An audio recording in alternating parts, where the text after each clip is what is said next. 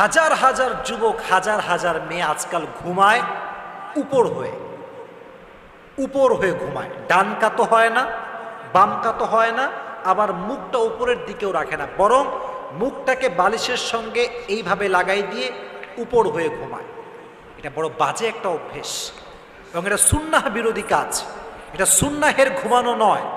সুন্নাহের ঘুমানো হচ্ছে যখন শুয়ে যাবেন আয়াতুল কুরসি পড়বেন, 3টা কুল পড়বেন, সূরা ফালাক, সূরা নাস, সূরাতুল ইখলাস পড়ে পুরো শরীরে ফু দিয়ে পুরো শরীরটা মাসাহ করে বাম কাত হয়ে ঘুমাবেন না ডান কাত হয়ে ঘুমাবেন। যখন কেউ উপর হয়ে ঘুমায়, সায়েন্স বলছে তার মেরুদণ্ডের সমস্যা হতে পারে, তার শ্বাস প্রশ্বাসের সমস্যা হতে পারে। ইভেন যে উপর হয়ে ঘুমায় তার একটা সবচাইতে বড় সমস্যা হচ্ছে তার এই যে শারীরিক বিশ্রামটা, এটা স্বয়ংসম্পূর্ণ হয় না। এবার আসেন হাদিসে আসি। হাদিসে নবীজি বলেছেন উপর হয়ে ঘুমানো 2 কারণে সঠিক নয়। 1, এটা আল্লাহর কাছে অপছন্দ, এটা আল্লাহ পছন্দ করে না। 2 নাম্বার, এটা বড় মারাত্মক কারণ। জাহান্নামে যখন মানুষকে নিক্ষেপ করা হবে, ইযা উলকু ফিহা সামিউ লাহা শাহীকা ওয়া হিয়া তাফুর, যখন জাহান্নামীদেরকে নিক্ষেপ করা হবে তাদেরকে উপর করে নিক্ষেপ করা হবে, উপর করে ফেলিয়ে নিক্ষেপ করা হবে। যে উপর হয়ে শয় সে জাহান্নামী মানুষদের মতো ঘুমায়, সে জাহান্নামী মানুষদের সাদৃশ্য বহন করে।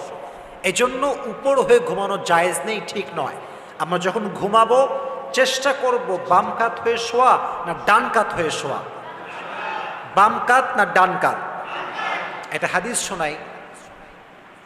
একবার একজন সাহাবী উপর হয়ে শুয়েছিলেন, মানে উপর হয়ে শুয়েছিলেন। হঠাৎ করে নবী তার পাশ দিয়ে গেলেন। যখন নবী গেলেন পাশ দিয়ে, দেখলেন যে সাহাবী একদম উপর হয়ে ঘুমিয়ে আছে। উনি হালকা করে ডাকলেন, এই সাহাবী ওঠো। যখন সাহাবীর ঘুম ভাঙলো, নবীজি বললেন, তুমি তো জাহান্নামীদের মতো শুয়ে আছো।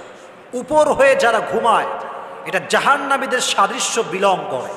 এজন্য যখনই আমরা ঘুমাবো উপর হয়ে ঘুমাবো না, আমার ডান কাত হয়ে ঘুমাবো। রাজি আছেন তো ইনশাআল্লাহ? আর একটা সিক্রেট ম্যাটার বলছি, এটা লজ্জা পাওয়ার কোনো কারণ নেই, এটা বাস্তব কথা বলছি। উপর হয়ে ঘুমালে আপনার সেক্সুয়াল সমস্যা হতে পারে। কীভাবে হতে পারে? যখন আপনি উপর হয়ে ঘুমান, আপনার পুরো বডিটা আপনার যে বিছানা এবং যেই কম্বল বা যেই ল্যাপ এটার সঙ্গে লেগে থাকে, ফলে শয়তান আপনাকে বিভিন্নভাবে ওয়াসওয়াসা দিয়ে আপনাকে খারাপ কাজ করতে বাধ্য করতে